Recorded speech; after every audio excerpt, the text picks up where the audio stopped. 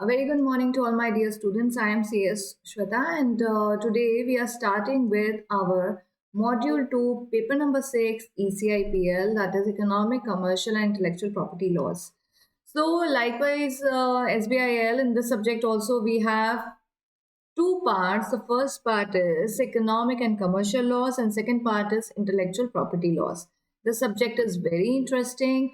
Definitely, you'll come to know about something new. You'll be learning something new, right? So let's just move further and see what we have in the box. This is your study material, and as you can see, देखिए part 1 क्या है, economic commercial law, कितने marks का, 60 marks का। ठीक है, कितने chapters हैं इसमें, जरा देखें, 14 चैप्टर्स। ठीक है, एंड हमारे पार्ट 2 क्या है, इंटेलेक्चुअल प्रॉपर्टी लॉस, कितने चैप्टर हैं, 6 चैप्टर्स। तो अगर एक एग्जाम पॉइंट ऑफ व्यू से बात करी जाए और एग्जाम्स को क्लियर करने की बात करी जाए तो सेकेंड पार्ट बहुत ज्यादा स्कोरिंग है और बहुत ईजी है। मतलब अब आप बहुत इजी का मतलब ये मत सोचिएगा कि बिल्कुल पढ़ने की जरूरत ही नहीं है, लेकिन as compare to rest of the content, rest of the laws, this portion of ECIPL is very easy. क्योंकि आप देखेंगे इंटेलेक्चुअल प्रॉपर्टी लॉस में ना, we are talking about patent, trademark, copyright, geographical indication, design act. तो कुल मिला के हमारे पास 5 चैप्टर्स हैं, जैसे आप यहाँ देख रहे होंगे। अब आप एक बात बताइए,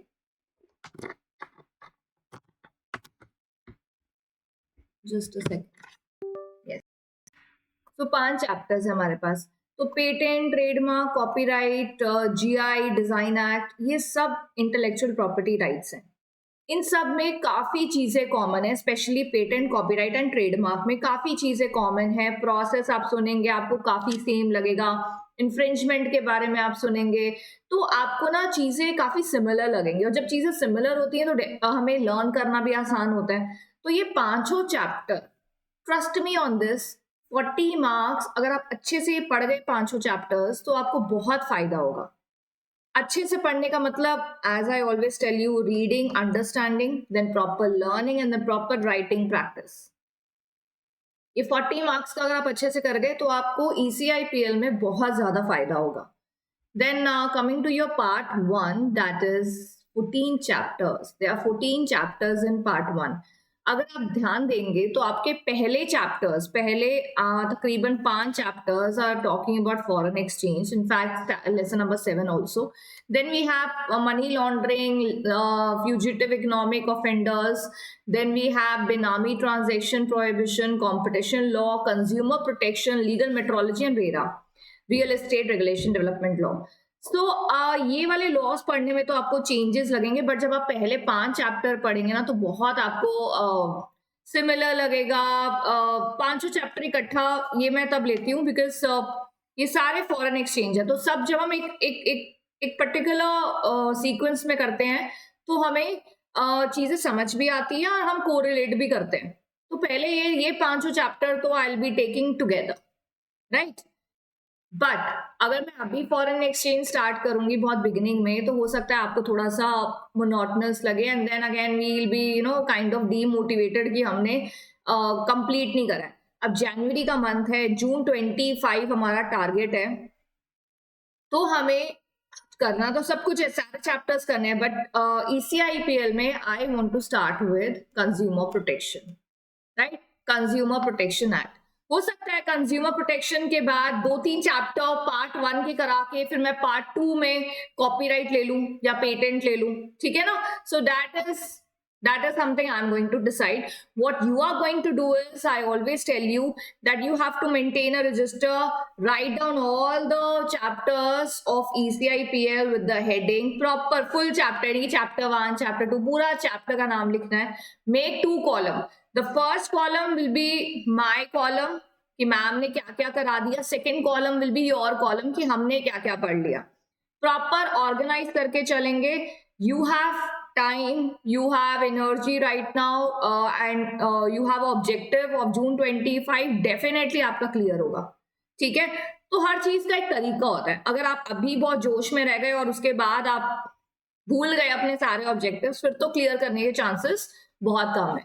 देखिए अप्रैल मई के मंथ में आप टीचर्स को नहीं पूछ सकते कि अब हम कैसे पढ़ें, क्या पढ़ें, प्लान कैसे बनाएं, क्या करें, बहुत टाइम निकल चुका होता है। टीचर्स भी देखो आपकी सेटिस्फैक्शन के लिए आपको बता देंगे, but at the same time आपके पास वो लेवल ऑफ एनर्जी और वो लेवल ऑफ एक होता है ना, एक पर्टिकुलर टाइम नहीं बचेगा कि अप्रैल मई में अगर आप कोई चीज शुरू से करेंगे। तो अभी टाइम है, अभी से ऑर्गेनाइज करिए तो आपके क्लियर करने के चांसेस बढ़ जाएंगे। सो ECIPL में we are starting with consumer protection laws, right students. And one more thing, whenever you do a video, whenever you do a chapter, उसके तुरंत बाद अपना भी एक बार रिवाइज जरूर कर लीजिए। क्लास में टीचर ज्यादा नहीं पढ़ाते हैं, थोड़ा थोड़ा ही पढ़ाते हैं, उसको रिवाइज करने में ज्यादा समय नहीं लगेगा।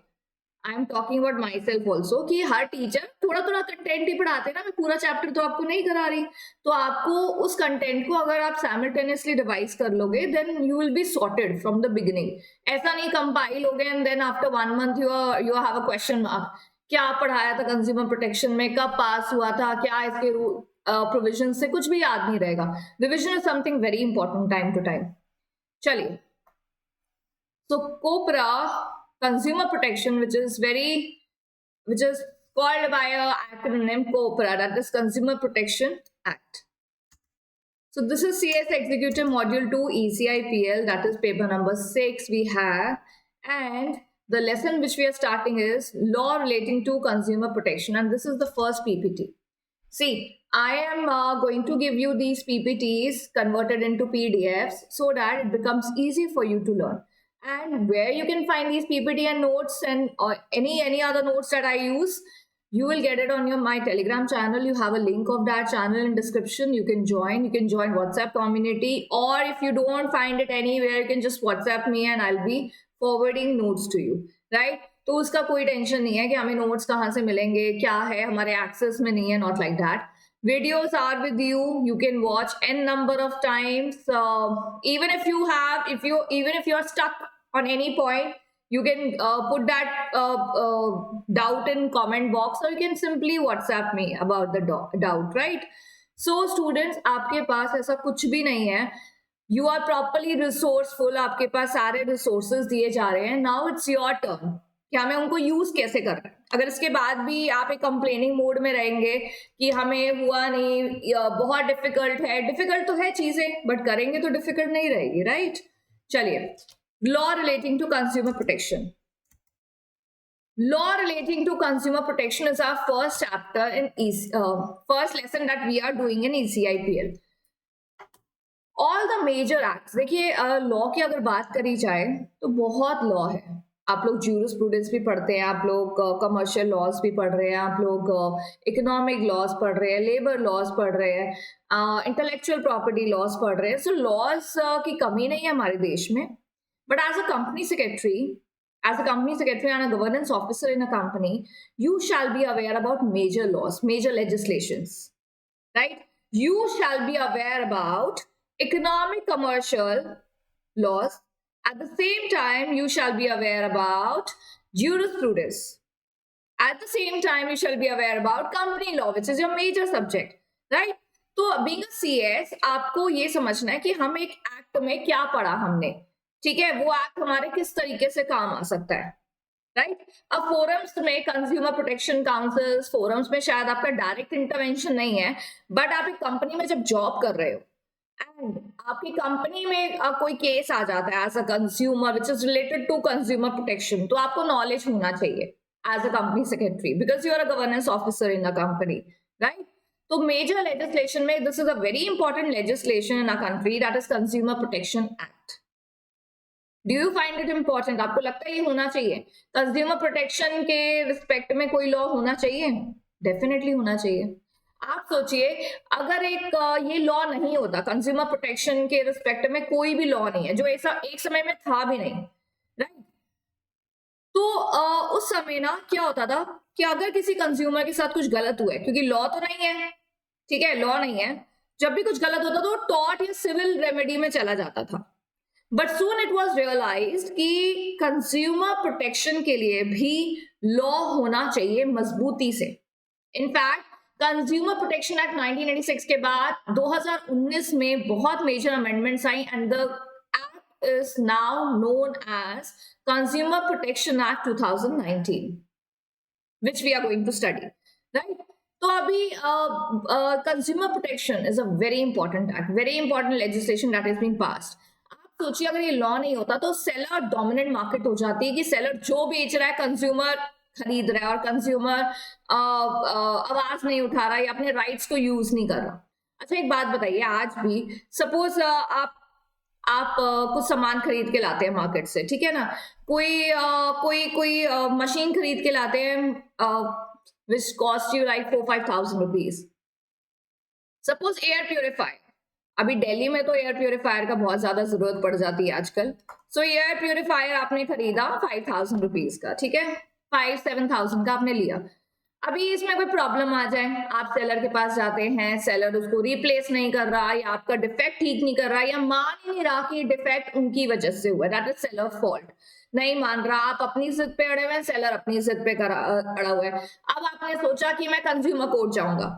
अब आपने सोचा, बहुत बार आजकल लोगों की लाइफ इतनी ज्यादा फास्ट चल रही है कि वो 4-5 हजार की चीज के लिए ऐसे सोचते ही नहीं कि हमने कंज्यूमर फोरम जाना है या कंज्यूमर कोर्ट जाए हम लोग, कोई रेमेडी या कोई केस फाइल करें. आप समझ रहे हैं? तो ये चीज सामने नहीं आती, ठीक है, क्योंकि बच्चे मुझे बोलते हैं कि मैम हमें तो डेफिशिएंसी ऑफ सर्विस लगा इस चीज में, तो हम जा सकते हैं कोर्ट आप जा सकते हो, बट आप एक बात समझो कि जब इतने ऐसे वैल्यू के गुड्स होते हैं ना जो बहुत कम है, 3-4 हजार रुपए, 4-5 हजार रुपए, तो उस चीज के लिए आप एज अ कंज्यूमर बहुत बार अपने राइट को यूज नहीं करते, ठीक है, बट लॉ तो है, लॉ है, that is for consumer protection, law is there, right.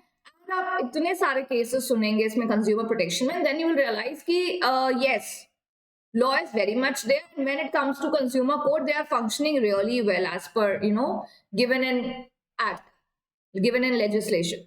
So अभी जब बच्चे बोलते हैं ना कि लॉ भी है, कंज्यूमर प्रोटेक्शन भी है, तो क्या हम हर चीज के लिए कंज्यूमर कोर्ट जा सकते हैं? आपके डिपेंड करता है कि आप क्या कंज्यूमर की डेफिनेशन में फॉल कर रहे हो, क्या सामने वाला एक डेफिशिएंसी ऑफ सर्विस या डिफेक्टिव गुड्स की डेफिनेशन में आ रहा है, क्या जो कंप्लेंट रेज करी गई है उसका एविडेंशियल प्रूफ है. तो ये सारी चीजें डिपेंड करती हैं आपको कंज्यूमर प्रोटेक्शन एक्ट में कोई रेमेडी देने के लिए, ठीक है. आप ये मत समझिए कि कुछ भी हुआ एंड राइट. तो ये सब बहुत सारे फैक्टर्स हैं दैट रियली अफेक्ट कि आपको रेमेडी मिलेगा या नहीं मिलेगा, but there is a very important legislation in our country that is for consumer protection. Let's start with it. Introduction में, India has been a pioneer in consumer advocacy with the Consumer Protection Act 1986 enacted in 1986, a path-breaking socio-economic legislation and most important milestone in area of consumer movement. Jago, Grahak, Jago. So these are the movement, consumer movements, advertising and communicating to consumer that consumer you also have a right. We have law in our country that is protecting your rights. ठीक है, तो ऐसे slogans, movement, बहुत चीजें चली और 1986 में consumer के प्रोटेक्शन के लिए लॉ बनाया गया. Based on the experience gained from implementation on the ground, the act has been amended thrice, 1991, 1993 and 2002. तो यहाँ पे मेजर अमेंडमेंट्स हुई थी कंज्यूमर प्रोटेक्शन एक्ट में. देखिए, एक्ट में अमेंडमेंट्स होना something is a proof that there is a growth, है ना. अभी कोई चीज बिल्कुल स्टैग्नेंट है सालों से, तो आप देखेंगे इसमें कोई ग्रोथ ही नहीं हुई है, बट अमेंडमेंट एक चीज दिखाता है कि यस ग्रोथ हो रही है लॉ में एंड एक चीज को इवॉल्व करा जा रहा है, ठीक है ना. अभी एक बात बताओ, तुम कंज्यूमर हो, अभी अगर हम 20 साल पहले चले जाएं तो एक इंसान अगर एक गुड्स खरीद के लाता है तो वो कंज्यूमर है, ठीक है, बट आज की डेट में तो हम ऑनलाइन शॉपिंग भी करते हैं. मुझे तो लगता है कि I do more of online shopping then offline shopping, है ना. ऐसा होता है ना कि हम आजकल कितने सारे एडवांटेजेस है हमारे पास, हम ऑनलाइन शॉप करते हैं, फिर हमारी रिटर्न पॉलिसी भी है, रिटर्न भी कर देते हैं, and then we have exchange policies also online. तो हम तो ऑनलाइन शॉपिंग भी है, ऑनलाइन कंज्यूमर भी है, तो क्या वो 1986 में कवर था? No, of course not. तब ये चीजें अमेंड होके हमारे कौन से एक्ट में आई है? Consumer protection act 2019, right. तो 1986 वाला जो सोशियो एक्ट है, that was a very remarkable step in socio economic legislation, and consumer protection act 1986 भी बहुत बढ़िया एक्ट था, 3 बार अमेंड हो चुका था. It has been inevitable to modernize. Inevitable means very important. क्योंकि अब मैंने क्या बताया आपको, 1986 में आप मान लीजिए कि उस समय तो ऑनलाइन ट्रांजैक्शंस नहीं होती थी, ऑनलाइन कंज्यूमर नहीं थे, ठीक है. फिर धीरे धीरे चीजें जब मॉडर्नाइज हुई, 2002 में भी अमेंड हुआ, पर 2002 में भी इतनी चीजें नहीं आई थी. But eventually it was very important to modernize your Consumer Protection Act because of online transactions also. To modernize consumer protection in 1986 to address the myriad and constantly emerging vulnerabilities of the consumer in the market. Vulnerable consumers means like we have consumer from different eras and we have different types of consumers and their rights, and to protect their rights, we needed to modernize Consumer Protection Act 1986. तो ये सब चीजें देखते हुए क्या आया हमारा consumer protection act 2019. Consumer protection bill 2019 was passed by Lok Sabha on 30th July 19 and Rajya Sabha on 6th August 2019. The Consumer Protection Act 2019 received the assent of the President on 9th August 2019. The Consumer Protection Act 2019 replaced the more than 3 decades old Consumer Protection Act 1986. ठीक है. अभी आप समझिए कि 2019 वाला act कितना important था. अभी हम लोग जैसे कंपनी लॉ में बात करते हैं, 1956 से चलता आ रहा था हमारा कंपनी एक्ट. 2013 में इतने चेंजेस आए और तकरीबन आप मानिए कि बहुत ज्यादा जरूरी थे वो चेंजेस. आप कोई चीज 50 साल से इवॉल्व नहीं कर रहे हो तो आप समझिए कि ग्रोथ और डेवलपमेंट कैसे होगी बताओ. अभी आईटी लॉ हमारे देश में पास हुआ, आईटी एक्ट 2000. क्यों पास हुआ? क्योंकि ऑनलाइन ट्रांजैक्शंस की रिकॉग्निशन चाहिए थी. इंडियन एविडेंस एक्ट भी में भी अमेंडमेंट आई थी बिकॉज ऑफ दिस. तो आप सोचिए कि consumer protection, now consumer are found offline also. Offline means somebody who is doing offline shopping, right, and online shopping भी कर रहे हैं तो ऑनलाइन कंज्यूमर्स भी मिल रहे हैं हमको. बट उसके रिस्पेक्ट में 1986 के एक्ट में तो कोई प्रोविजन नहीं है. तो बहुत जरूरी था कि एक ऐसा एक्ट, ऐसा अमेंडमेंट आए कंज्यूमर प्रोटेक्शन में, उसको मॉडर्नाइज करा जाए, उसमें नई चेंजेस लाए जाए, उसको इवॉल्व करा जाए, बिकॉज बहुत जरूरी है डेवलपमेंट के लिए. आज अगर आप ऑनलाइन भी कोई चीज मंगवाते हो डिफेक्टिव होती है, हालांकि ऑनलाइन तो हमें कितनी सारी पॉलिसीज है ना, डिफेक्टिव है तो रिटर्न कर दो, फोटो खींच के भेज दो, एक्सचेंज कर लो, रिटर्न पॉलिसीज है ना, ऑनलाइन शॉपिंग करते होगे आपको पता होगा. बट लॉ कहता है कि कंज्यूमर प्रोटेक्शन एक्ट 2019 में वो सारी चीजें अच्छे से इनकॉर्पोरेट करी गई हैं जो एक कंज्यूमर के डेवलपमेंट और प्रोटेक्शन के लिए जरूरी है. ठीक है. तो consumer protection act 2019 is a very well passed legislation for consumers. ठीक है. अभी एग्जाम पॉइंट ऑफ व्यू से बात करी जाए तो लिखने को तो नहीं आएगा, है ना. अभी देखिए जो राइटिंग प्रैक्टिस के लिए इंपॉर्टेंट है ना, मैं तुमको बता दूंगी. You see, you have to write it. You have to learn it and write it. मतलब देखो, आप समझ तो रहे हो सारी चीजें, यहाँ मैं जो भी बता रही हूँ आपको समझ में आ रहा है, आप सुन रहे हो, आपको पता चल रहा है कि 1986 में एक एक्ट था, 3 बार अमेंड हो गया, उसके बाद 2019 में बिल आया, अगस्त में पास प्रेसिडेंट की एसेंट मिली एंड वो पास हुआ. सुन रहे हैं आप सब कुछ, पर एग्जाम में लिखने का नहीं आएगा ये, राइट. जो लिखने का होगा will tell you so that you can do the writing practice. Preamble of Consumer Protection Act 2019 provides the protection for the interest of consumer and for the said purpose to establish authorities for timely, effective administration, settlement of consumer disputes and for matter connected therewith. एक बात बताइए कि 1986 में भी था provision, redressal mechanism था वहां पे भी, बट 2019 में जो रिड्रेसल मैकेनिज्म है एंड कंज्यूमर डिस्प्यूट को सेटलमेंट का जो मैकेनिज्म है वो और ज्यादा अच्छे से डेवलप होकर आया. आजकल लोग देखिए कितने ज्यादा जागरूक है ना. हम किसी से डोमिनेट नहीं होते हैं. We have rights, everybody is aware about their rights. आप मानेंगे नहीं, ये जो मूवमेंट हुई थी जागो ग्राहक जागो और ये सारी एडवर्टाइजमेंट और ये सब चीजें, अभी तो एडवर्टाइजमेंट नहीं आ रही है, बट एक समय में ये एडवर्टाइजमेंट बहुत ज्यादा सर्कुलेट हुई थी और बहुत ज्यादा छाप छोड़ा था लोगों के ऊपर with respect to consumer rights. Consumer Protection Act certainly create a consumer friendly ecosystem in the country, of course। अच्छा, मैंने आपको अभी शुरू में ही पूछा कि अगर आप सोचिए ये कानून नहीं होता हमारे देश में तो कितनी सेलर डोमिनेंट मार्केट हो जाती। मतलब सेलर डोमिनेंट मीन्स जैसे supposingly I am a seller, you are a consumer, मैं आपको कुछ गुड्स बेच रही हूँ, मैं बिना किसी डर के, मुझे कोई डर ही नहीं है, मुझे पता है कोई कानून ही नहीं है इस चीज को लेके, तो मैं बिना डर के कुछ भी बोल रही हूँ, एडवर्टाइज कर रही हूँ, आप भी खरीद रहे हो, डिफेक्टिव गुड्स भी दे रही हूँ, उसके बाद आप मुझे बोलने आ रहे हो, but I am dominating because I know there is no law for this, you know. आप मेरे को एक सिविल रेमेडी जरूर मिलेगा तुमको एज पर, देखो जब कंज्यूमर प्रोटेक्शन एक्ट नहीं था तो लॉ ऑफ टॉर्ट्स कंज्यूमर को हेल्प देता था। टॉर्ट का मतलब क्या होता है? सिविल रॉन्ग, है ना। अभी कोई किसी को गलत चीज बेच रहा है, ये भी तो सिविल रॉन्ग ही है ना, तो टॉर्ट्स में इसका ट्रीटमेंट होता था। But we have now consumer protection act 2019 which is covering almost everything for the rights of consumers, right?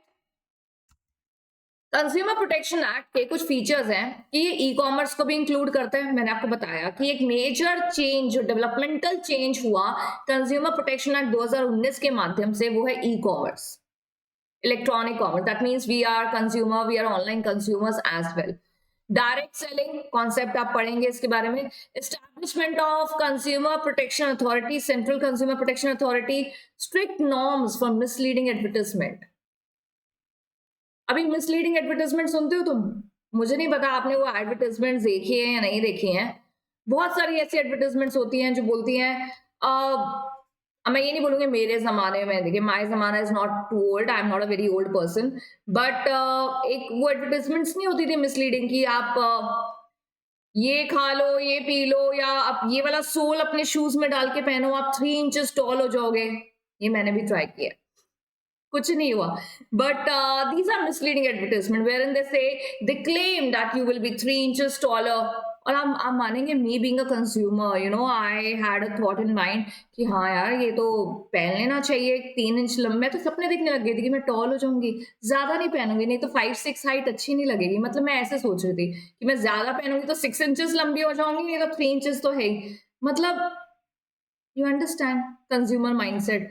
And these kind of sellers mislead consumers by giving them misleading advertisement, misleading promises, claims that they do कि हम replace कर देंगे, हम refund कर देंगे पूरा पैसा वापस आपको, etc etc। These are, for this Consumer Protection Act 2019 has a very strict norms। ठीक है, अभी एक बात बताओ, अब आप कहोगे कि मैम मैंने ना एक मिसलीडिंग एडवर्टाइजमेंट देखी है, तो क्या मैं जाके कंप्लेन कर सकता हूँ? यस, कर सकते हैं, बिल्कुल कर सकते हैं। अभी देखिए, जब तक कंप्लेन नहीं आ रही फोरम में, कोर्ट में कंप्लेन नहीं आ रही, तो वो सेलर कर रहा है मिसलीड, राइट।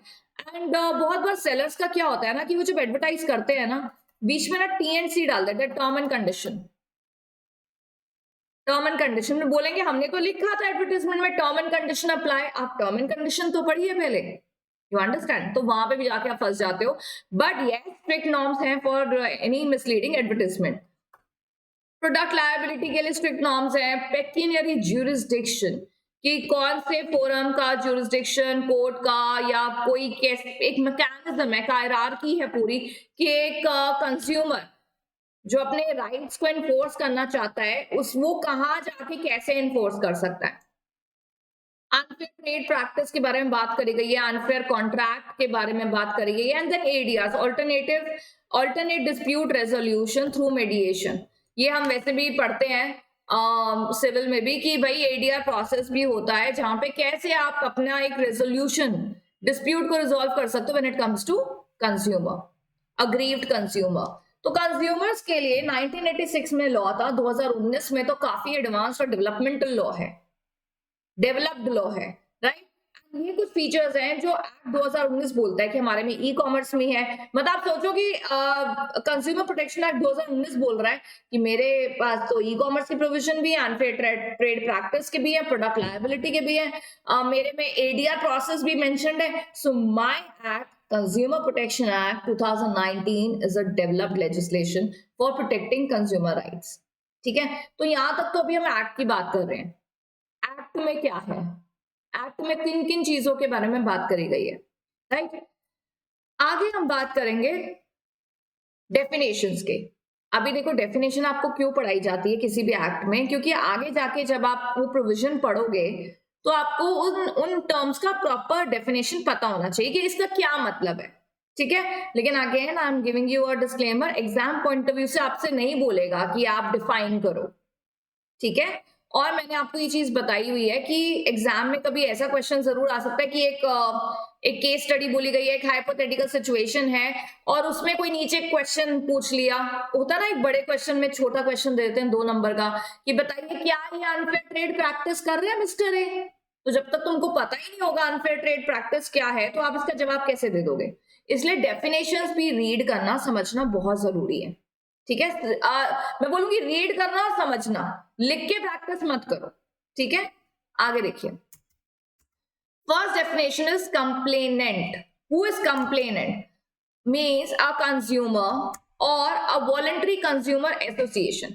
देखिए अभी क्या है ना, अभी कोई कंप्लेंट रजिस्टर हुई है कंज्यूमर प्रोटेक्शन एक्ट में, तो कंप्लेनेंट किसको बोलेंगे, कौन होगा कंप्लेनेंट? अभी तुमने कोई प्रोडक्ट यूज करा तो मैं जाके कंप्लेन कर लूं, that won't be a valid complaint. Why? Because the consumer shall be the complainant, क्योंकि उसने वो गुड्स को यूज करा है। So consumer is the complainant or any voluntary consumer association registered under any law for the time being in force। जैसे कोई consumer association है, आपने वहां जाके कंप्लेन करी तो उन्होंने जाके सेलर के अगेंस्ट कंप्लेन करी, so they can act as a complainant, right? Consumer voluntary consumer association। Then central government or the state government could be a complainant under Consumer Protection Act.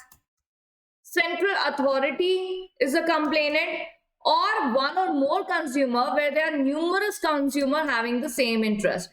In case of death, legal heir or legal representative can also be a complainant। जैसे एक person है, उसने कुछ goods use करे, उसकी death हो गई, तो उसका जो लीगल रिप्रेजेंटेटिव है उसने जाके कंप्लेन कर दी सेलर के अगेंस्ट, तो वो भी कंप्लेनेंट की डेफिनेशन में बिल्कुल आते हैं, right. In case consumer being a minor, तो definitely his parent or a legal guardian can be called as a complainant, can act as a complainant। complainant है कौन? जैसे अगर कंज्यूमर प्रोटेक्शन एक्ट के अंडर किसी पर्सन ने complain करी तो उनको पूछा जाएगा, भैया कंज्यूमर हो, कंज्यूमर एसोसिएशन से आए हो, क्या जो मेन पर्सन था जिसने गुड्स यूज करे उसकी डेथ हो गई, तुम उसके लीगल रिप्रेजेंटेटिव हो, क्या तुम सेंट्रल स्टेट को रिप्रेजेंट कर रहे हो, राइट। तो ये सारी चीजों में आपको फॉल होना चाहिए before you will be called as a complainant, ठीक है। कंप्लेनेंट है कौन? जो कंप्लेन कर रहा है। उसके डेफिनेशन में कौन कौन आते हैं? ये लोग आते हैं, ठीक है। तो आपको याद रहना चाहिए कि खुद कंज्यूमर कंप्लेनेंट है तभी, क्योंकि वो कंज्यूमर है तभी कंप्लेन कर रहा है, और ये सारे लोग भी कंप्लेनेंट के डेफिनेशन में आते हैं। आगे देखिए, then we have a complaint.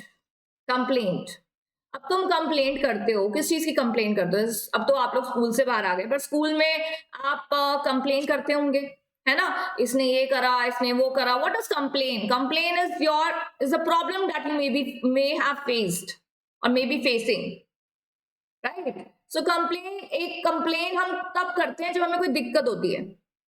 हाँ, अब कुछ लोग ऐसे होते हैं जो बिना दिक्कत के भी कंप्लेन करते हैं, लाइक मी। मैं ऐसा मानती हूँ कि मैं ना, मेरे को ना अपनी लाइफ में ना किक चाहिए होता है, तो मैं बस कंप्लेनिंग मोड में ही रहती हूँ, ऐसा कर दिया वैसा कर दिया। और कभी कभी मुझे कुछ नहीं भी मिलता ना तो मैं कुछ भी कंप्लेन करती हूँ। तो ये ऐसा कोई होगा जो अपने बारे में ये सब बता रहा है?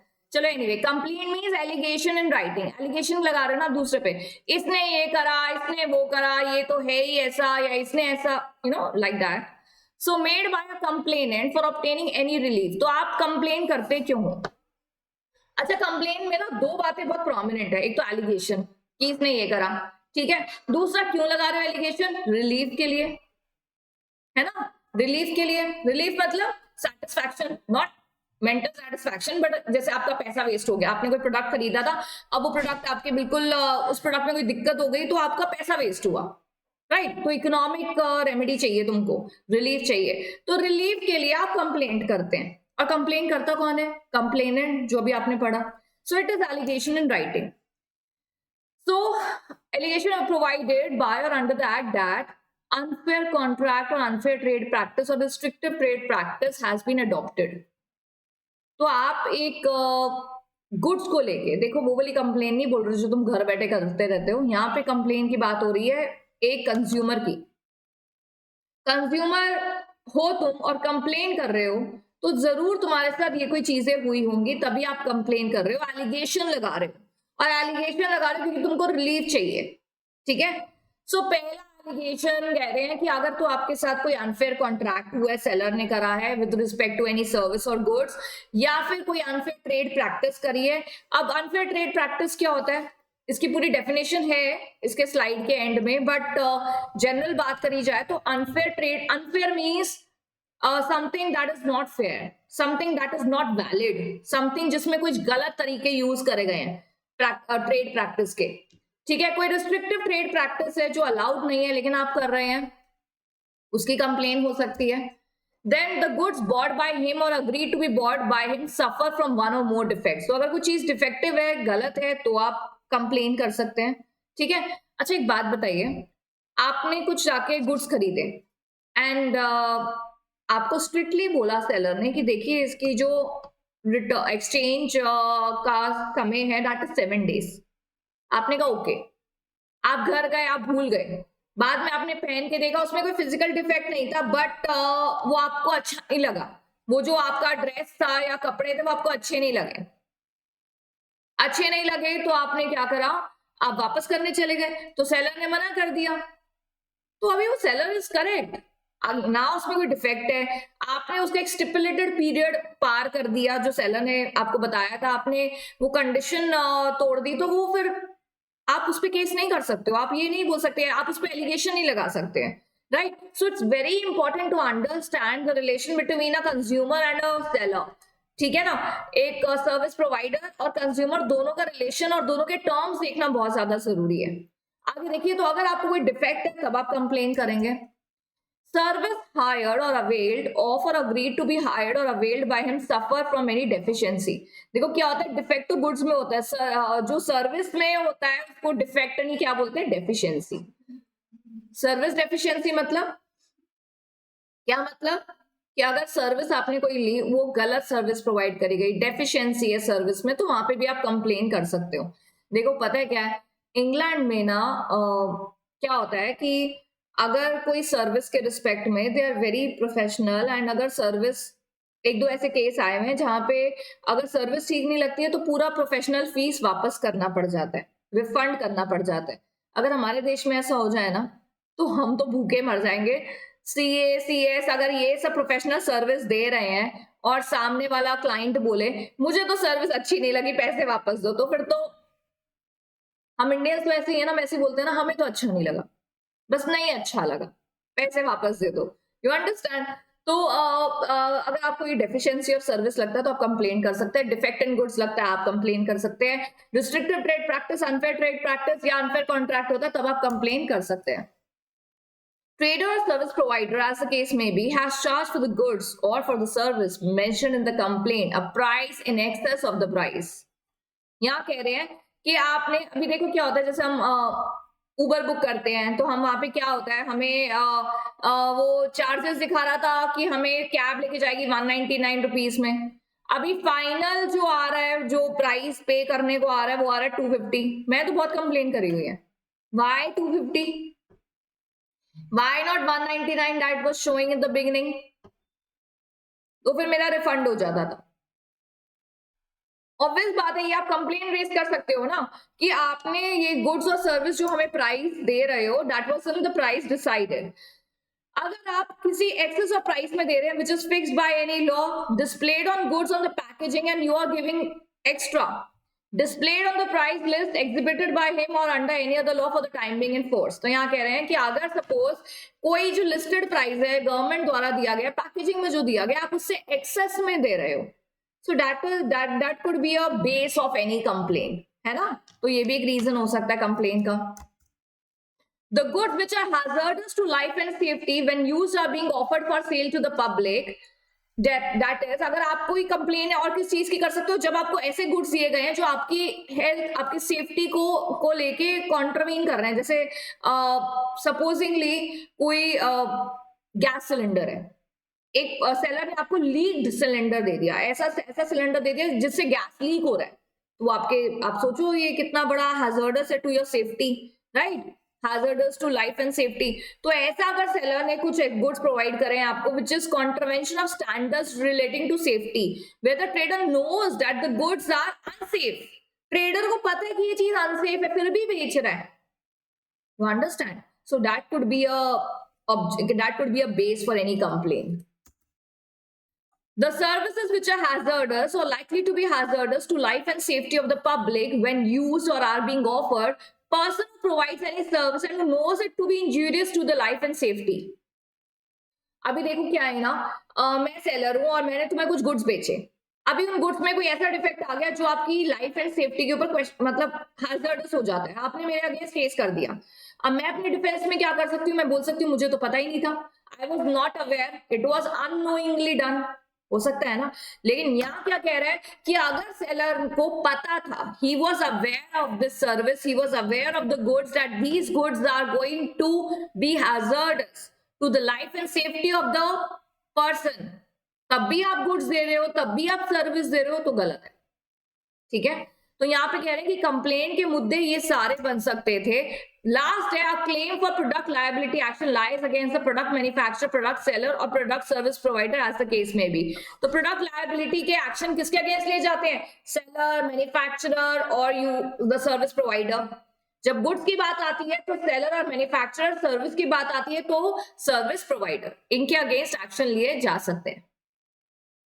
लिए जा सकते हैं ना, बिल्कुल लिए जा सकते हैं. अब एक बात बताओ, आप एक चार्टर्ड अकाउंटेंट हो और आपका काम है फाइलिंग, आपका काम है टैक्स रिटर्न का. आप उसमें कोई मिसलीडिंग सर्विस दे रहे हो जिससे आप टैक्स की चोरी सिखा रहे हो अपने क्लाइंट्स को, तो ये डेफिशिएंसी ऑफ सर्विस है ना, कंप्लेन हो सकती है इसकी. तो आप समझिए कि कंप्लेंट के पहले हमने कहा कंप्लेनेंट की, कंप्लेनेंट कौन कौन होते हैं, फिर हमने कहा कंप्लेंट किन किन केसेस में कंप्लेंट करी जा सकती है, राइट? आगे देखिए, कंज्यूमर कौन है? हम है मैम कंज्यूमर, हम कंज्यूम कर रहे हैं गुड्स, तो हम ही कंज्यूमर है. Let's see in law.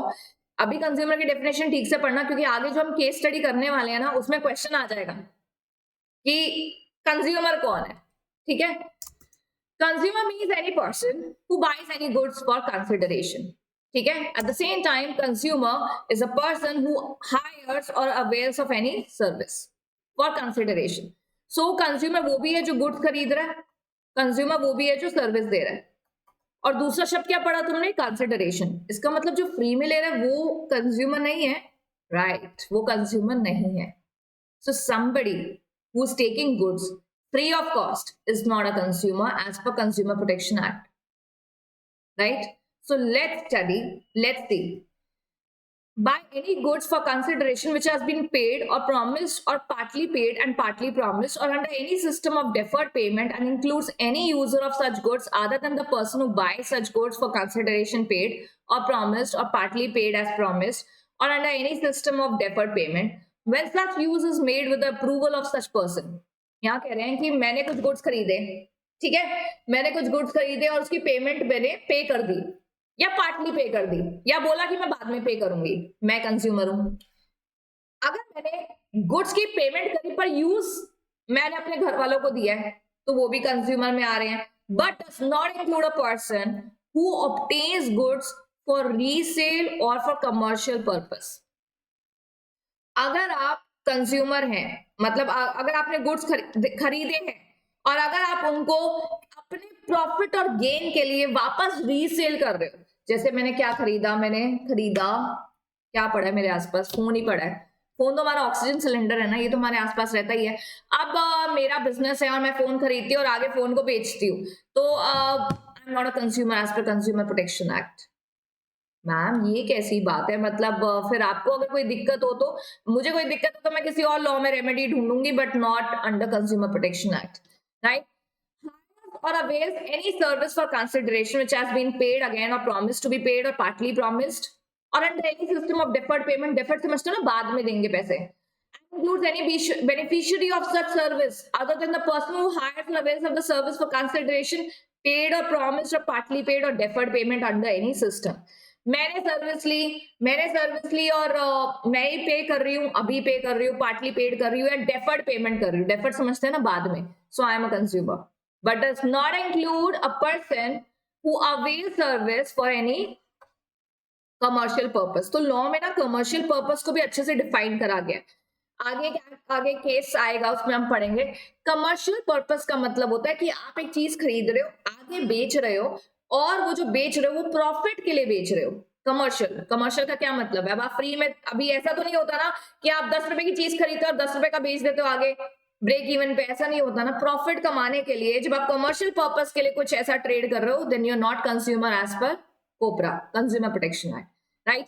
अभी एक दिन क्या हुआ था, I went for hair cut, ठीक है. तो मैंने उसको बोला कि and she was cutting my hair. तो उसने पता क्या करा, उसने ना ऐसे पकड़े बाल, ऐसे कट कर दिए मेरे, ऐसे हेयर्स कट करे. और कट करने के बाद, अभी मैं कट नहीं कर सकती, कट करने के बाद अपने हाथ में पकड़ के पता क्या बोलती है, मैम इतने बाल ठीक है? तो मैंने कहा नहीं, ज्यादा काट दिए. तो कहती नाउ. मैंने कहा you tell me now. I mean ये ऐसा कौन करता है? आप ऐसे करोगे ना, इतने बाल काटते हैं, अभी काटे नहीं है, तब पूछोगे ना ये इतने काटते. काटने के बाद बाल सिजर्स पे ऐसे ऐसे कटे हुए बाल पड़े हैं, कह रही इतने ठीक है. Deficiency of service. एनीवे, तो कंज्यूमर समझ में आ गया गुड्स एंड सर्विस के रिस्पेक्ट में. When you buy goods for consideration, you are a consumer. When you avail service for consideration, you are a consumer, but does not include any person who is taking goods or service for commercial purpose, right? तो ये दो बातें बहुत ज्यादा जरूरी है. Okay, we have a cute judge here and a case law. Lakshmi Engineering Works versus PSG Industrial Institute. It is clarificatory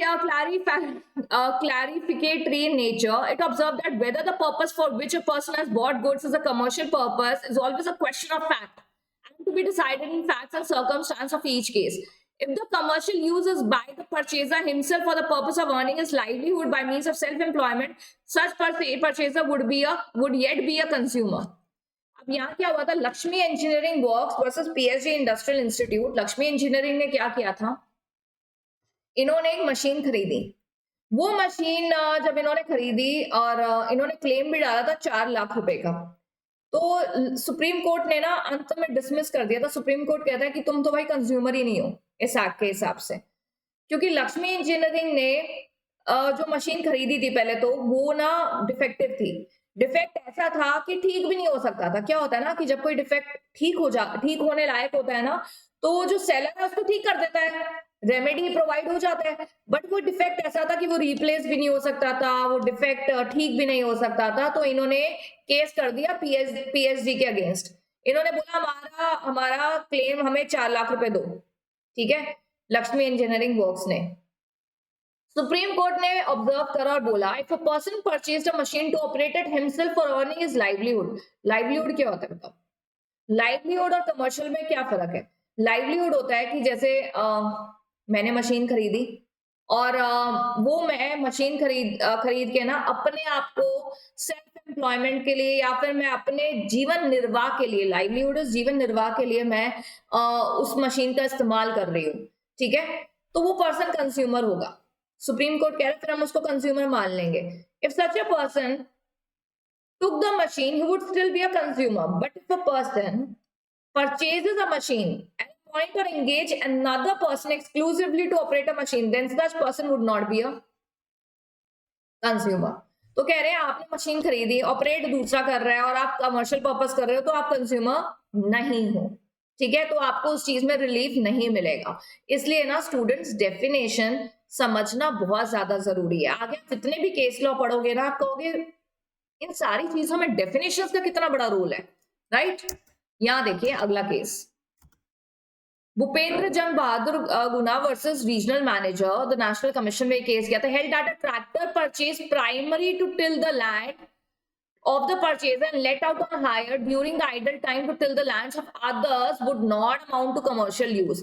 The question as to whether the widow of the deceased policyholder was a consumer under Act was decided in the State Commission Andhra Pradesh, in this case versus of LIC of India. The State Commission held that a consumer, पहले तो हम ऊपर वाली बात करते हैं, यहाँ कह रहे हैं कि अगर आप एक जगह पे अपनी मशीन हायर के लिए दे रहे हो कि देखो अभी तो मैंने यूज कर ली अपनी जमीन पे ट्रैक्टर, तुम भी यूज कर लो, तो आप कमर्शियल पर्पस नहीं कर रहे हो, तो आप कंज्यूमर हो सकते हो।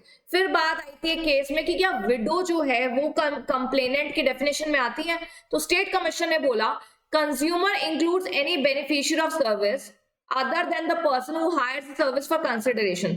The widow being the beneficiary of a service is a consumer under the Act entitled to be compensated for the loss suffered due to negligence of LIC. तो LIC में उनके हस्बैंड ने पॉलिसी ली थी and due to a reason complainant उनकी widow बनी, तो widow को बोला गया कि क्या आप एज अ कंज्यूमर की डेफिनेशन में आएंगे, तो इस केस में हुआ था कि yes the beneficiary of service will also be considered as a consumer as per the definition and the widow was compensated. Next case देखिए जरा, Laxmi Chand Shah versus Sakerbhen Kanji Chandan and others. The Supreme Court held that a tenant entering into a lease agreement with the landlord cannot be considered as a consumer. यहाँ पे भी क्या हुआ था ना कि एक जमीन खरीदी गई थी एंड उस पे ना काफी प्रॉमिस हुआ था कि जब जब घर बन जाएंगे तो ये सर्विस दी जाएगी, जैसे होता है ना एक ये सर्विस दी जाएगी क्लीनिंग की, आपको पार्क्स मिलेंगे, आपको ये एमिनिटीज मिलेंगी। बट ये केस बहुत बड़ा केस हुआ था जिसमें वो एमिनिटीज नहीं मिली, तो पर्सन ने बोला कि मेरा तो तुमने ना एक सोशल डैमेज कर दिया है, मतलब मेरा एक क्या बोलते हैं उसको, ट्रॉमा हो गया मेरे को कि ये एमिनिटीज मुझे प्रॉमिस करी गई थी पर नहीं दी गई, तो I M consumer, I will file a case. तो यहाँ पे बोला गया था कि नहीं, आप टेनेंट हो, आप एक लीज अग्रीमेंट में आए हो और जो भी आप रेंट दे रहे हो उसमें सारी सर्विसेज इंक्लूड नहीं हो रही है और ना ही ऐसे क्लेम करी गई थी कॉन्ट्रैक्ट में, कहीं कोई ऐसा क्लॉज नहीं है, तो आप कंज्यूमर नहीं है। Where there was no provision in the lease agreement in respect of cleaning, repairing, maintaining of building, the rent paid by tenant is not the consideration for availing these services and therefore इसमें deficiency of service का case नहीं लिया गया, बोला गया you are not a consumer। Next case, मतलब ये बताया जा रहा है कि डेफिनेशन कितनी इंपॉर्टेंट होती है। Northern Western Railway and other was a Sanjay Shukla judgment, dated September 8, 2021, held that railways are liable to pay compensation for late arrival of train if delay is not explained or justifiable. इस case में क्या हुआ था, देखिए railway, अब क्या होता है, रेलवे लेट होते हैं, फ्लाइट लेट हो जाती हैं, और आजकल आप सुनते होंगे कि फ्लाइट डिले होती है तो कॉम्पनसेट करा जाता है, we have policy with respect to compensating a consumer. अभी क्या है, जैसे मैं अपने घर आ रही हूँ, आप समझिए मैं कहीं पे हूँ, मैं सपोज बॉम्बे गई हूँ या मैं दिल्ली आ रही हूँ, मेरी फ्लाइट 2 घंटा लेट हो जाती है, तो मैं 2 घंटा लेट आ गई अपने घर, मुझे खास इतना नुकसान नहीं हुआ, आप समझिए। बट अगर मैं दिल्ली आ रही हूँ और दिल्ली से मेरी अगेन आगे की फ्लाइट है, अभी पुरानी फ्लाइट लेट होने की वजह से मेरी आगे की बुकिंग्स का नुकसान हो गया, तो ये तो प्रॉब्लम है ना, राइट। मतलब अगर हम लोग 5 लोग फैमिली में हैं और हम दिल्ली से आगे फर्दर फ्लाइट, इंटरनेशनल फ्लाइट कर रहे हैं, और अगर बॉम्बे की फ्लाइट लेट हो जाती है जिसकी वजह से मेरे आगे के सारे फ्लाइट्स का कैंसलेशन हो जाता है और मुझे भारी नुकसान हो जाता है, so that calls for compensation, right? यहाँ कह रहे हैं the railways were required to lead the evidence and explain the late arrival of train to establish a proof कि क्यों डिले हुआ, क्या डिले हुआ, क्या वो डिले आपके कंट्रोल में था या नहीं था। At the least, the railways were required to explain the delay.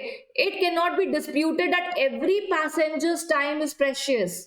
जो वेला है वो तो आप कह रहे हैं नहीं कुछ नहीं होता है, 1 घंटे बाद पहुंच जाएंगे घर, 2 घंटे बाद पहुंच जाएंगे, लेकिन somebody who has a scheduled flights or scheduled train tickets or any journey that has been scheduled, उनके लिए तो नुकसान हो गया ना, ठीक है।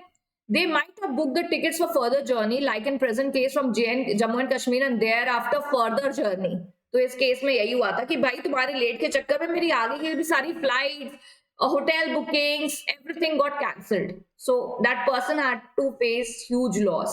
Therefore, unless and until the evidence is laid explaining the detail and it is established and proved that delay occurred which was beyond the control of the railways, तो क्या है ना, आपको एक तो डिले का रीजन बताना और रीजन आपके आउट ऑफ कंट्रोल था, फिर भी every consumer can not be compensated in a way जो एक पर्टिकुलर, जैसे इस केस में मिस्टर संजय शुक्ला, उनका जो लॉस था वो किसी और XYZ पर्सन की जितना लॉस नहीं हुआ, ठीक है। तो कॉम्पनसेशन बनता है ऐसे लोगों के लिए और बिल्कुल बनता है जिनका काफी भारी नुकसान हुआ है due to delay of any flight और रेलवेज, राइट। उसके बाद next is the definition of goods. Goods has been defined to mean goods as defined in the Sale of Goods Act as per section 2 subsection 7 of Sale of Goods Act. Goods means every kind of movable property. हर चीज जो move कर सकती है from one place to another, that is goods other than actionable claims, and includes stock and shares, growing crops, grass, things attached to earth. हमने Sale of Goods Act में पढ़ा हुआ है ये बात। Sale of Goods Act तुमने कब पढ़ा था? I think CSEET में पढ़ा है, कहीं मैं गलत तो नहीं बोल रही हूँ, कहीं तो पढ़ा होगा बीकॉम में, कहीं तो, but anyway sale of goods act में गुड्स की डेफिनेशन बोलती है कि anything that is movable. Movable मतलब जो मूव कर सकती है, जैसे गाड़ी, कोई फर्नीचर, लैपटॉप, ये सारी चीजें क्या है, मूवेबल है, they can be move from one place to another. Growing crops जो होते हैं ना, ये जो अभी क्रॉप्स नहीं लग रहे पर समझ लो ये खेत है, ये क्रॉप्स है। अभी क्रॉप्स मूव नहीं कर सकते एक जगह से दूसरी जगह, पर जब आप इनको अलग कर देते हो जमीन से तब ये मूव कर सकते हैं, तब ये कमर्शियल चीज बन जाती है, कमर्शियल गुड्स के डेफिनेशन में आ जाते हैं। Therefore, most consumer products come under the purview of this definition. In Morgan Stanley Mutual Fund versus Karthik Das, the Supreme Court held that application for allotment of shares cannot constitute goods. It is after the allotment, rights may arise as per the article of association of the company. यहाँ कह रहे हैं goods movable हैं, shares and stocks include हो रहे हैं, वो goods में आ रहे हैं, समझ में आता है, लेकिन अभी अलॉटमेंट जो है वो कंपनी के आर्टिकल्स पे डिपेंड करती है ना। आपने पढ़ा है ना अलॉटमेंट ऑफ शेयर्स। अभी मेरी अगर ओवर सब्सक्रिप्शन हो जाती है तो मुझे अलॉटमेंट ऑफ शेयर्स किसको करना है, किसका रिजेक्ट करना है, प्रो राटा करना है, that depends on the company, right. तो ऐसा कुछ केस हुआ था। Who is not a consumer? Consumer हम किसको नहीं बोलेंगे? A person who obtains goods free of charge, that person is not a consumer. Obtains service free of charge, that person is not a consumer. Goods for resale or for commercial purpose, that person is not a consumer. जो service लेता है for any commercial purpose, that person is not a consumer. Who avails service under contract of service. अभी ये जो शब्द है ना contract of service, दो शब्दों को ना बड़ा डिस्टिंग्विश करा गया। Contract of service, contract for service, ये चीजों को बहुत ज्यादा डिस्टिंग्विश करा गया है कि कॉन्ट्रैक्ट ऑफ सर्विस वाला कंज्यूमर नहीं है, क्योंकि वो एक दूसरा रिलेशन एस्टैब्लिश हो रहा है आपका। कॉन्ट्रैक्ट फॉर सर्विस, सर्विस देने के लिए वो कंज्यूमर में फिर भी आ सकता है। As per the provision of that, commercial purpose does not include use by a person bought and used by him exclusively. Commercial purpose का मतलब होता है जब आप इसको फर्दर ट्रेड कर रहे हो, तो अगर आप खुद के लाइवलीहुड के लिए यूज कर रहे हो तो वो कमर्शियल पर्पस में नहीं आता। What are consumer rights? Consumer के राइट्स क्या क्या है? Let's study. Consumer protection act कहता है कि कंज्यूमर के ये सारे राइट्स है। पहला, अच्छा एक बात बताओ, जब लॉ बना तो हमें बड़ी खुशी हुई कि हमें प्रोटेक्शन मिल रही है। मतलब अगर कल को हमें केस करना है, हमारे साथ कुछ गलत होता है, हमें डिफेक्टिव गुड्स दे दिए जाते हैं या हमें डेफिशिएंसी ऑफ सर्विस दिया जाता है तो हम प्रोटेक्टेड है। अच्छा एक बात बताओ, मैंने जैसे बोला तुम 5,000 की चीज खरीद के आए, डिफेक्टिव प्रोडक्ट मिला तुमको, डिफेक्टिव मिला, साथ में तुम्हारी काफी लड़ाइयां हुई सेलर के साथ, कलेश हो गया बड़ा ज्यादा तुम्हारा, सेलर तुम्हें रिफंड नहीं कर रहा, तुम सेलर को नहीं छोड़ रहे, मतलब बहुत चल रहा है, पर तुमने कंज्यूमर कोर्ट जाने का नहीं सोचा। तुमने कहा कौन जाएगा यार, कौन धक्के खाएगा 5,000 रुपए के लिए।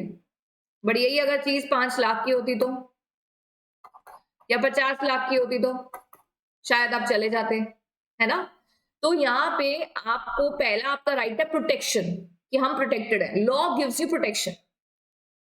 You have a right to be informed.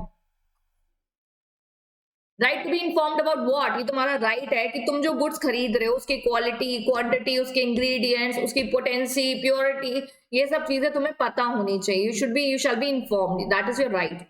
Assured wherever possible, कि भाई आप जैसे सपोज एक गुड्स की अगर कोई वैरायटी नहीं है, मतलब एक ही प्रकार का गुड्स है तो ठीक है, लेकिन अगर गुड्स की काफी वैरायटी है तो आपको एश्योरेंस दी जाती है that this is the price and this is the quality we have. ठीक है. You have a right to be heard and be assured that your interest will receive due consideration. जैसे आपका एक राइट है कि आपको सुना जाए. कहाँ सुना जाए? जो भी अथॉरिटीज है अंडर कंज्यूमर प्रोटेक्शन एक्ट, वहां पे आपको सुना जाए. You have a right to be heard. You have a right to seek redressal. कोई भी ऐसी रिस्ट्रिक्टिव ट्रेड प्रैक्टिस हो रहे, अनफेयर ट्रेड प्रैक्टिस हो रहे, तो आपका एक हक है कि आपकी सुनवाई हो, आपको आपका रिड्रेसल, आपके जो भी तकलीफ है आपको उसका रिलीफ और रेमेडी दिया जाए. You have a right for consumer awareness as well. So protect, informed, इसका एक्रोनिम बनाए PIA. कुछ बन ही नहीं रहा, कंज्यूमर को हटा दो, अवेयरनेस कर लो. HRA क्या बन रहा है? तुम देख लो, इस वर्ड से कोई एक्रोनिम निकाल लो. तो यहाँ कह रहे हैं protected, informed, heard, then you have assured, and then you have redressal, and then consumer awareness. Right.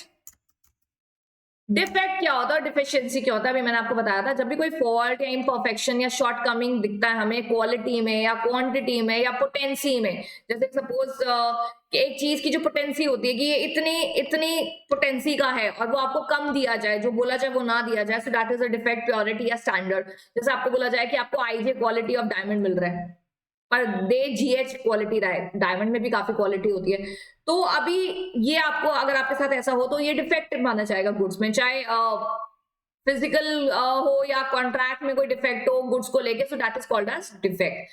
Deficiency क्या है? Fault, imperfection, shortcoming, inadequacy in the quality and nature, manner of performance. जब कोई सर्विस की बात आती है तो हम उसको क्या बोलते हैं? डेफिशिएंसी, डिफेक्ट नहीं बोलते. Which includes any act of negligence और ओमिशन. जब नेग्लिजेंस की बात आती है तो आगे हम एक और केस लॉ करेंगे. अभी क्या होता है ना, बहुत बार ना डॉक्टर्स को लेके बड़ा क्वेश्चन होता है कि इन्होंने नेग्लिजेंस ऑफ सर्विस करा, हमारा जो फैमिली मेंबर था उसको बीमारी हो गई या उसकी डेथ हो गई because of the negligence of doctor. ठीक है. तो इंडियन मेडिकल एसोसिएशन में भी काफी ये चीजों के बारे में बात करी गई है कि डॉक्टर, हाँ, अगर ये प्रूफ आप कर देते हो कि यस डॉक्टर, इसके लिए एविडेंशियल प्रूफ बहुत ज्यादा जरूरी है. Because how the patient is going to react, इसके बारे में केस है आगे. how the patient is going to react to a certain medicine or a certain procedure is not in your hands, is not even in doctor's hand. तभी बहुत बार doctor undertaking sign नहीं करा लेते हैं कि अगर आपको कुछ हुआ या किसी को कुछ हुआ तो हम जिम्मेदार नहीं है, आप साइन कर दीजिए, और अगर आप साइन नहीं करना चाहते तो आप पेशेंट को ले जाइए, because we can't take the responsibility. You understand what I'm saying? So deficiency में act of negligence बिल्कुल आता है, but again आगे हम पढ़ेंगे कि उसके लिए proper evidential proof होना चाहिए. कोई आप relevant information withhold कर रहे हो, that will be also considered as deficiency. Then we have a case law, SGS India versus Dolphin International Limited, dated 6th October 2021. The Supreme Court observed that the owners approved that there are deficiency services on the complainant. If the complainant is able to discharge its initial owners, the rule of evidence before the civil proceeding is the owners would lie on the person who is complaining. Therefore, the initial burden of proof of deficiency service was on complainant. अभी इसको लेके ना बहुत बड़ा case है ये. इसमें क्या हुआ था, SGS इंडिया को बोला गया था कि डॉल्फिन इंटरनेशनल ने बोला था कि उनको हायर करा था सर्विस के लिए कि आप हमारे कुछ ग्राउंड नट्स थे वो एक्सपोर्ट होने थे नीदरलैंड्स और ग्रीस में. तो डॉल्फिन इंटरनेशनल ने ये काम दिया था SGS को कि आप हमारे इन ये जो जा रहा है हमारा पैकेज इंडिया से बाहर, इसके सारे स्टैंडर्ड का प्रॉपर इंस्पेक्शन करा जाए. ऐसा SGS को काम दिया गया. उसके बाद क्या हुआ, जब ये SGS ने अपनी रिपोर्ट जमा करी, डॉल्फिन इंटरनेशनल ने ग्रीस में भेज दिए ग्राउंड नट्स और पीनट्स, ऐसे कुछ था, नीदरलैंड्स भी भेज दिए. तो क्या हुआ, जब वहां की एजेंसीज ने इंस्पेक्ट करा तो ये पाया कि एक केमिकल मिला उन ग्राउंडनट्स में से जो नहीं होना चाहिए था, एफ्लाटॉक्सिन, यस एफ्लाटॉक्सिन, जिसका क्वांटिटी स्टैंडर्ड बहुत ज्यादा था। तो डॉल्फिन ने एसजीएस पे क्लेम डाला था कि भाई एसजीएस ने तो अच्छे से रिपोर्ट दी थी हमें, उसमें तो ऐसा नहीं था। फिर एसजीएस ने बोला कि हमने तो वही करा जो डॉल्फिन ने हमको बोला करने को, हमारी डेफिशिएंसी ऑफ सर्विस नहीं है। डॉल्फिन ने जैसे पैकेजिंग बोली हमने वैसे ही करी, डॉल्फिन ने जैसे स्टोरेज बोली हमने वैसे ही करी, तो हमारा डेफिशिएंसी ऑफ सर्विस बिल्कुल भी नहीं है। May be due to change in temperature ऐसा हो गया।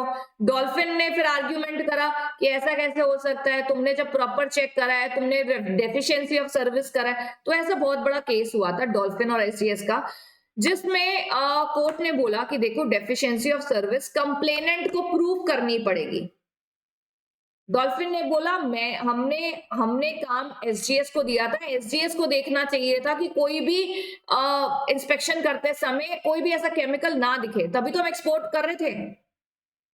एसजीएस ने बोला कि हमने तो वही करा जो डॉल्फिन ने हमें जैसा बोला।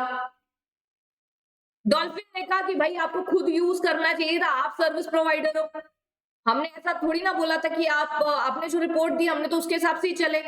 ऐसा कैसे हो सकता है कि बाहर की अथॉरिटी को ये केमिकल दिख गया आपको नहीं दिखा। ऐसा बहुत बड़ी चर्चा हुई थी इस केस में, 2021 का केस है। एंड फिर कोर्ट के ऊपर यही बात आई कि कंप्लेनेंट जो है यहाँ पे एसजीएस, उसको प्रूव करना पड़ेगा कि डेफिशिएंसी ऑफ सर्विस हुआ।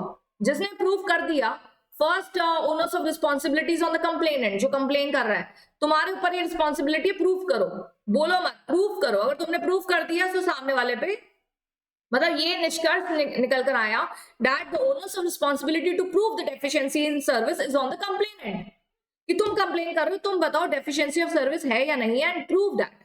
ठीक है, आगे next another case, supreme court doctor Harish Kumar Khurana versus Joginder Singh. यहाँ पे वही वाला केस है कुछ, यहाँ पे जैसे एक केस और मैंने पढ़ा जिसमें इनफैक्ट ये एक नहीं है, बहुत अनेकों केस है। डॉक्टर्स के डेफिशिएंसी ऑफ सर्विस में तो बहुत केस हो जाते हैं। जैसे क्या बोला जाता है कि डॉक्टर ने ये ट्रीटमेंट बोला, डॉक्टर ने हमारी कंसेंट नहीं ली, डॉक्टर ने दूसरा ऑपरेशन कर दिया।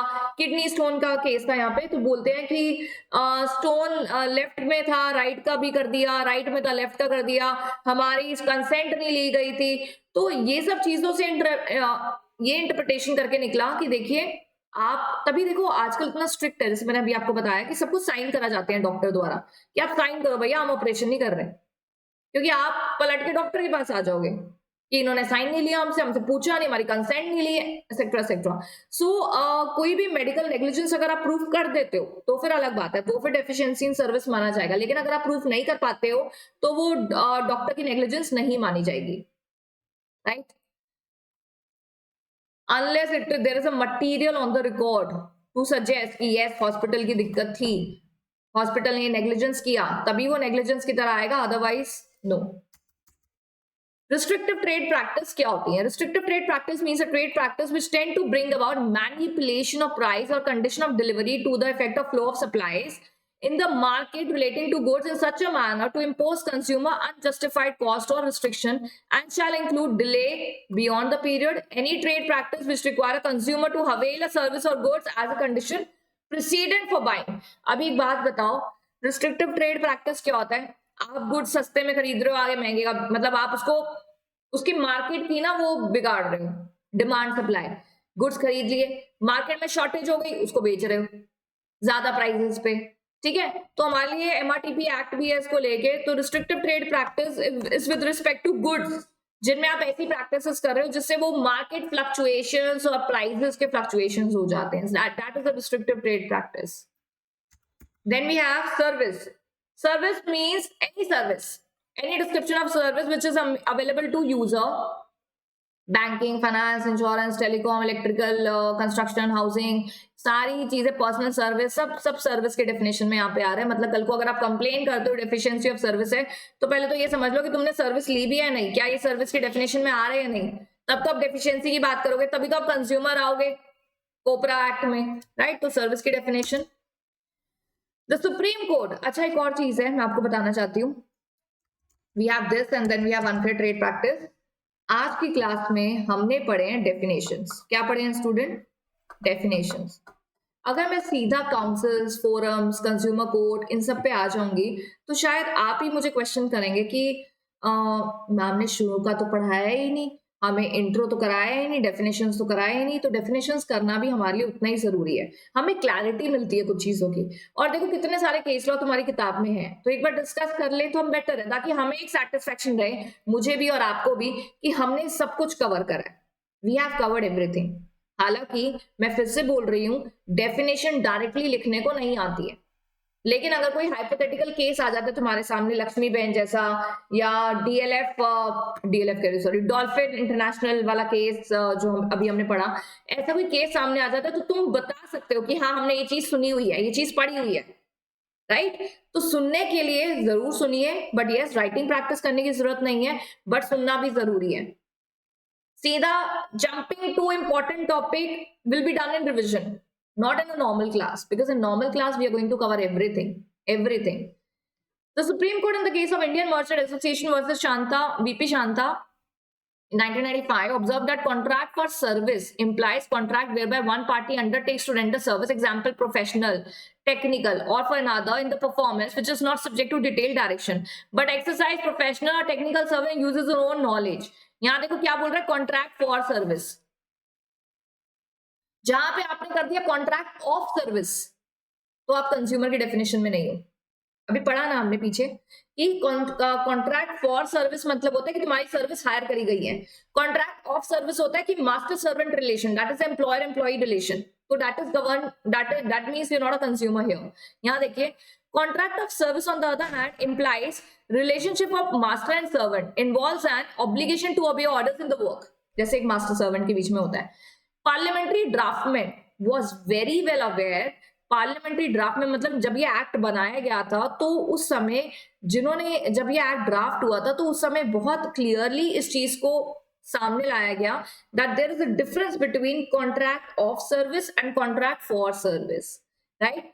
तो अभी आपने, मैं फिर से ले आती हूँ आपको दिख जाए कौन कंज्यूमर नहीं होते हैं, जो who avail service under contract of service.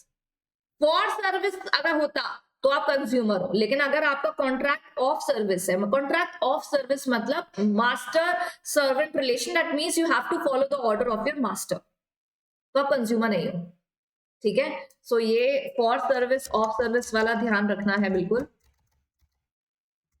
आगे हम पढ़ेंगे unfair trade practice. Unfair trade practice के डेफिनेशन में क्या क्या बातें आती है? अगेन डेफिनेशन लर्न नहीं करनी, डेफिनेशन लिख के नहीं करनी है। We are talking about unfair trade practice as a definition, कि इसमें क्या क्या चीजें आती हैं, सो दैट अगर एग्जाम में या कभी भी हमसे कुछ पूछ लिया जाए कि मिस्टर ए ने ऐसा करा, अब तुम बताओ क्या ये अनफेयर ट्रेड प्रैक्टिस है, तो एटलीस्ट तुमको पता होना चाहिए।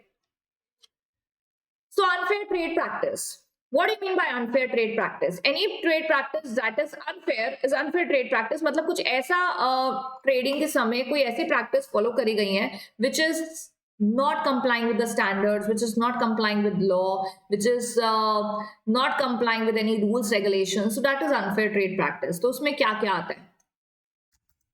कोई स्टेटमेंट दे दी है तुमने गलत, कुछ खराब एडवर्टाइजमेंट, परमिट करी कुछ ऐसी बातें जो गलत है, not complying with the standards, hoarding और डिस्ट्रक्शन ऑफ गुड्स करे हैं तुमने, डिसेप्टिव प्रैक्टिस कर रहे हो जो गलत प्रैक्टिसेस हैं, बिल नहीं दे रहे हो, ये भी आएगा इसमें, रिफंड नहीं दे रहे हो, मतलब गलत चीज बेच रहे हो, रिफंड भी नहीं दे रहे हो, और किसी की पर्सनल इंफॉर्मेशन डिस्क्लोज कर रहे हो, ये सब अनफेयर ट्रेड प्रैक्टिस है।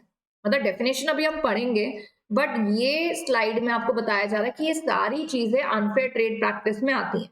ऐसी स्टेटमेंट देना, एडवर्टाइज, परमिट करना कुछ गलत बातें, कंप्लाई नहीं करना, होर्डिंग या किसी और के गुड्स को डिस्ट्रॉय कर देना, डिसेप्टिव प्रैक्टिसेस करना जो बिल्कुल गलत है, बिल नहीं देना, कैश मेमो नहीं देना, रिफंड्स नहीं देना, मतलब प्रॉमिस करने के बाद भी रिफंड्स इशू नहीं करना, डिटेल्ड अपनी जो पर्सनल इंफॉर्मेशन होती है कंज्यूमर की वो डिस्क्लोज कर देना, अनफेयर ट्रेड प्रैक्टिस।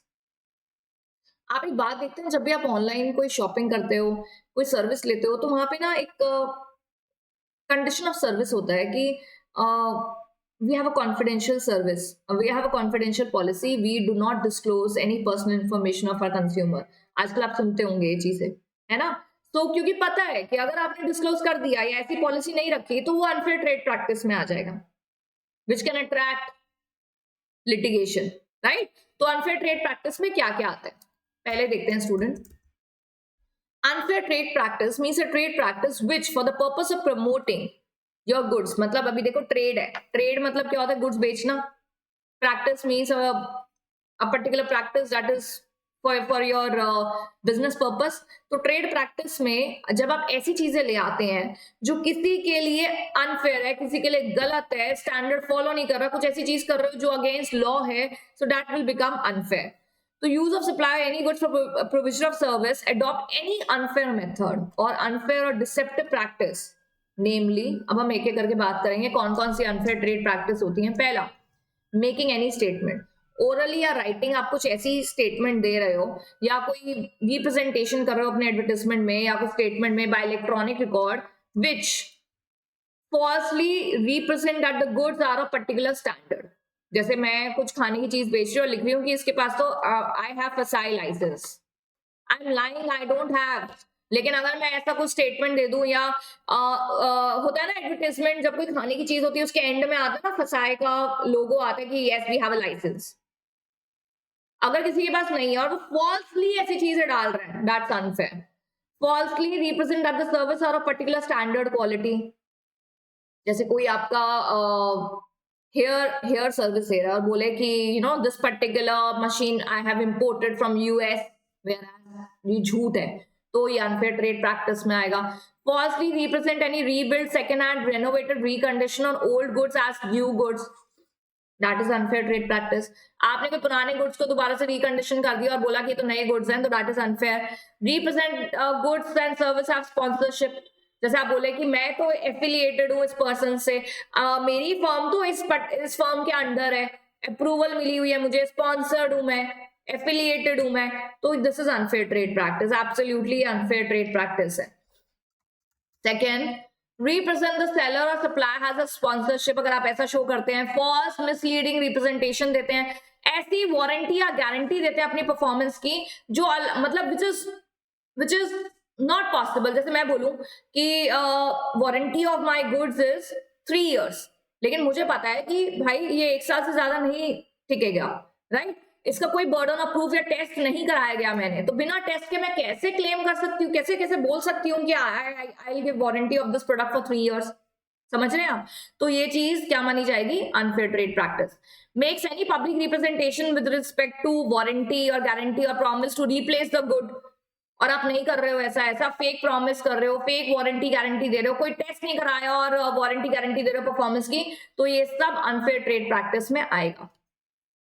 उसके बाद मटीरियली मिसलीड कर रहे हो पब्लिक को concerning the price of product और लाइक प्रोडक्ट्स, कि हमारा प्रोडक्ट का प्राइस सबसे कम है, दूसरे का ज्यादा है, we are giving you with no profit, we have no middle man, we are directly contacting you and we are you are trying to degrade the other person with respect to price and representing your price to be the supreme, giving false misleading facts goods को या service को लेके, या trade off another person, किसी दूसरे person को झूठा बुलाकर या अपने आप को सुपीरियर दिखाकर, these are unfair trade practice.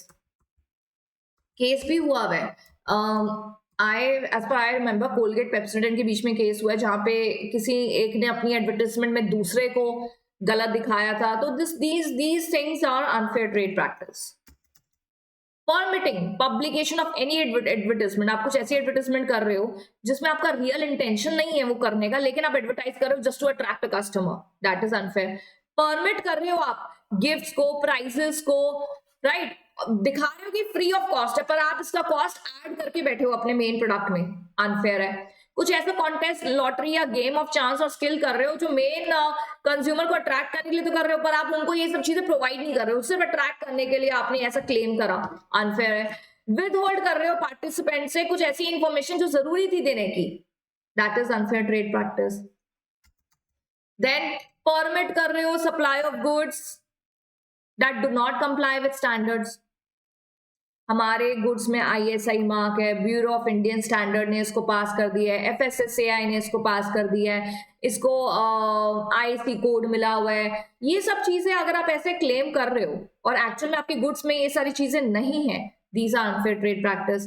कुछ ऐसी होर्डिंग या डिस्ट्रक्शन करवा रहे हो गुड्स की दूसरे के, that is unfair. Manufacturing of spurious goods, spurious means defective good, defective goods, those goods have some defect in them, but आप उसको ऐसा पोर्ट्रेट कर रहे हो कि बिल्कुल ओरिजिनल है, वो है फेक लेकिन आप उसको ओरिजिनल दिखा रहे हो, unfair trade practice. Bill memo issue नहीं कर रहे हो, रिफ्यूज कर रहे हो रिफंड देने के लिए, मतलब डिफेक्टिव गुड्स बेच दिए, अब आप उसका रिफंड भी नहीं कर रहे हो और कंज्यूमर को आप हैरेस कर रहे हो, that is unfair trade practice.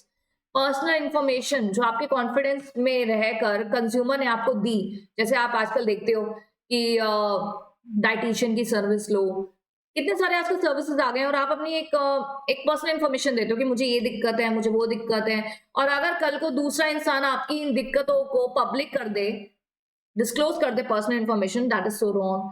तो ये सारी चीजें अनफेयर ट्रेड प्रैक्टिस में आती हैं, ठीक है।